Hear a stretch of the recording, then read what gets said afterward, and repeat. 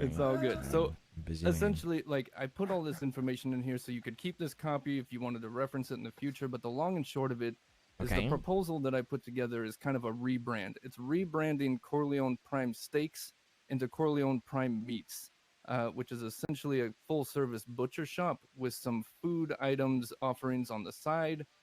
It would include the fine dining that we've been doing here at the Manor as well, and kind of goes into a couple of other elements as well. So if you flip over to page 3 and 4, that's basically talking about the farm. Yeah. And essentially, the Seen it here. proposal here is, talking to the city about ways to get better tools to harvest more meat from the cows that we have at the farm. Yeah, Essentially, because right now we're only creating- getting one meat, right, per cow, which yeah, is you kind get of you get ridiculous.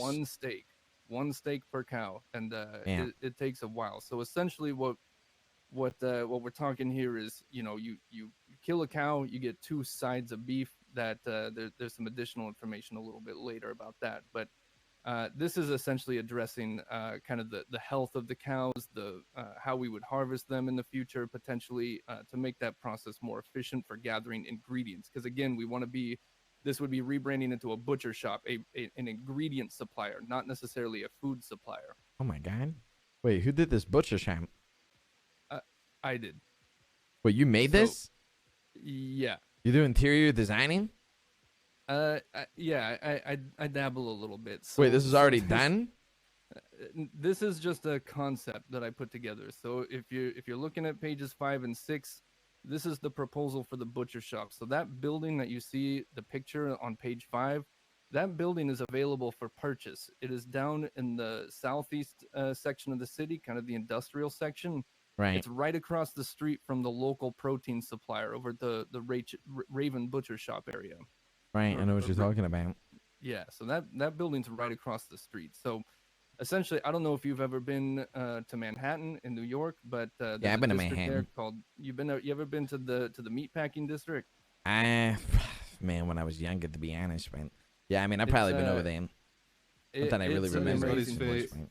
fair share of experience with meat packing. Don't worry, bro. Yeah. Yeah, I mean, this is Yeah. beautiful. This is nice. You do this interior was- designing?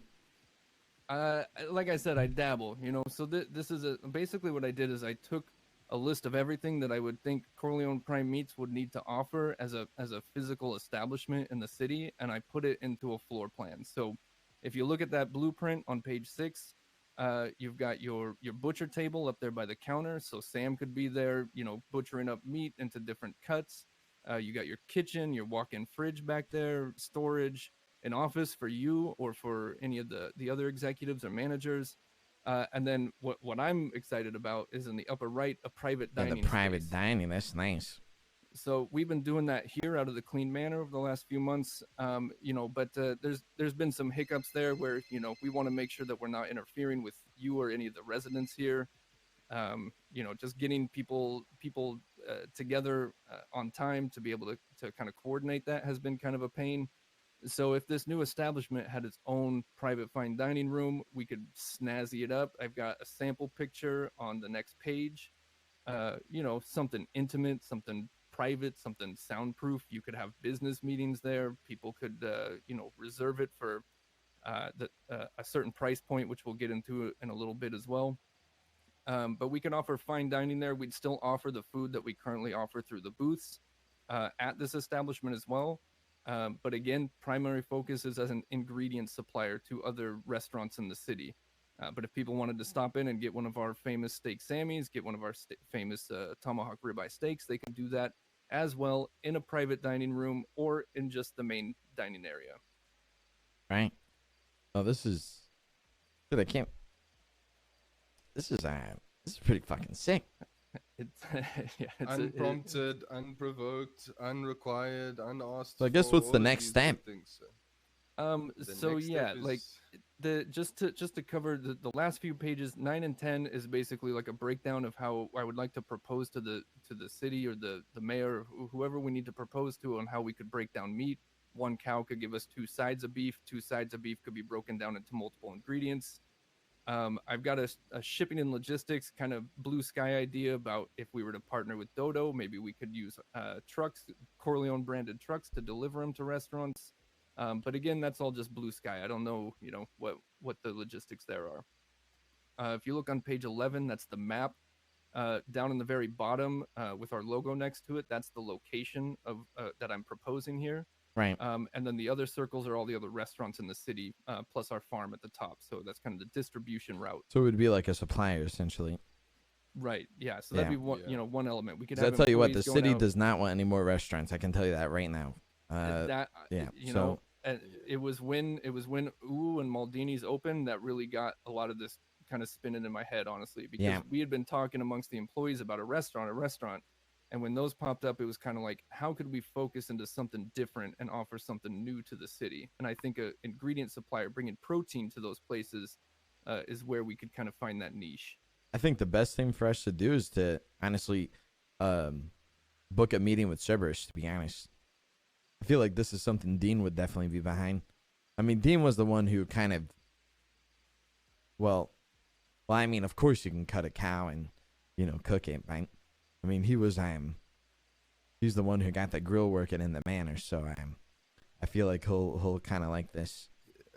But Yeah. boss, the problem with getting Cerberus involved is we don't want to sell part of the business. Yeah, but We you don't gotta, need funding, boss.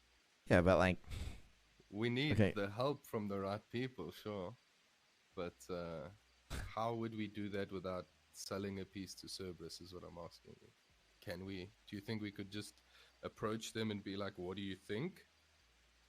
Otherwise, why would we be meeting with them is what I mean, I'm like- asking you. Like, what is the context of the meeting? okay, I don't know how to like explain this other than this. I don't know who else to take this to other than Dean. Yeah, okay, no, that So part I like understand. that's what I mean by like Cerberus. Like Yeah, Dean will get 100% things in I understand motion that. if he likes the idea. I don't know who else to take this to. I mean, yeah, you could say Andy, but like, I mean, I don't know Andy as much as I know Dean. So I mean, And also, I really feel like Mr. Watson would be excited by this, like you said, sir.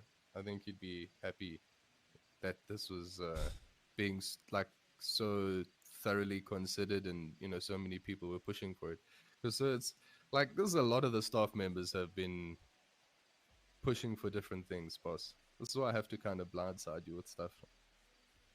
Well, and I think that last page too is something that I wanted to highlight, the finances. So that is, I'm not an accountant, I'm not a big math guy, so I basically just took kind of the law of averages and kind of an idea of what we could potentially make in a month. I kind of tried to stick it to a month, and so at that price structure, if we were to rent out fine dining at $5,000 per group.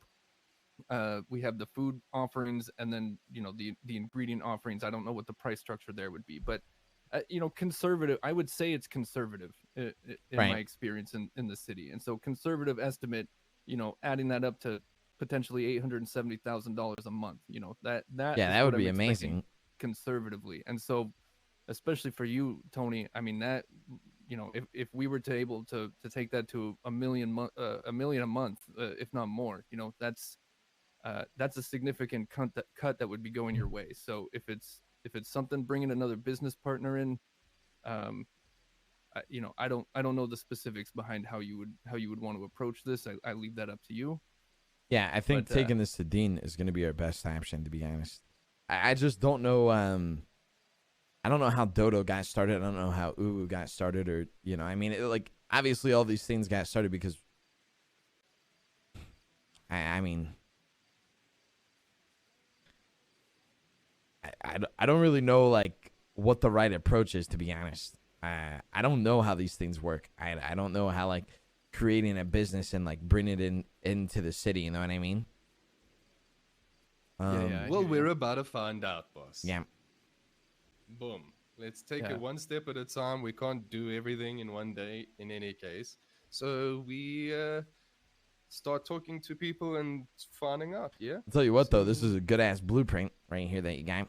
Like not the blueprint like the on page 5 and say I'm just saying like the whole thing is, I mean, it literally like breaks everything down. There's no questions to be asked. I mean, this is pretty, like self-explanatory. A lot of it is I mean, for want of a better word, thumbsuck. Like, I mean, especially the financial figures. But we will. It's better to have something down, like Wayland's done. Yeah, he's taken averages that he believes are within the realm of reality, and put it on paper so that everything is there for anyone to see.